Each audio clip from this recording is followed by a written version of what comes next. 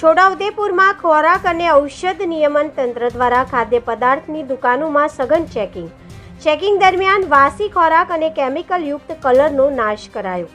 નાગરિકોના આરોગ્યને ધ્યાનમાં રાખી જિલ્લા કલેક્ટર ગાર્ગી જૈનના માર્ગદર્શન હેઠળ ખોરાક અને ઔષધ નિયમન તંત્ર છોટાઉદેપુરના ડેઝિગ્નેટેડ ઓફિસર PM શાહની ઉપસ્થિતિમાં છોટાઉદેપુરમાં આવેલી ખાણીપીણીની હોટલ અને રેસ્ટોરન્ટમાં ફૂડ સેફ્ટી એન્ડ સ્ટાન્ડર્ડ એક્ટની જોગવાઈઓ અન્વયે આકસ્મિક તપાસ હાથ ધરવામાં આવી.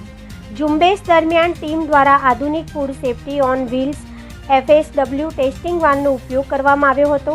તંત્રની ટીમ દ્વારા જિલ્લા સેવા સદન રોડ તેમજ તેની આસપાસના વિસ્તારો જેવા કે શાક માર્કેટ અને મુખ્ય બજારમાં સઘન ચેકિંગ કરીને કુલ 20 જેટલી પેઢીઓની તપાસ કરવામાં આવી હતી અને સ્થળ પર જ કુલ 35 જેટલા ખાદ્ય પદાર્થોના નમૂનાઓનું પરીક્ષણ કરવામાં આવ્યું હતું. આ તપાસ દરમિયાન અંદાજિત 10 કિલોગ્રામ જેટલો વાસી તેમજ બિન આરોગ્યપ્રદ અનહાઇજેનિક સ્થિતિમાં સંગ્રહ કરી રાખેલો ખાદ્ય પદાર્થ અને 2 કિલોગ્રામ જેટલો હાનિકારક ફૂડ કલર મળી આવતા તંત્ર દ્વારા આખા જથ્થાનો સ્થળ પર જ નાશ કરવામાં આવ્યો હતો.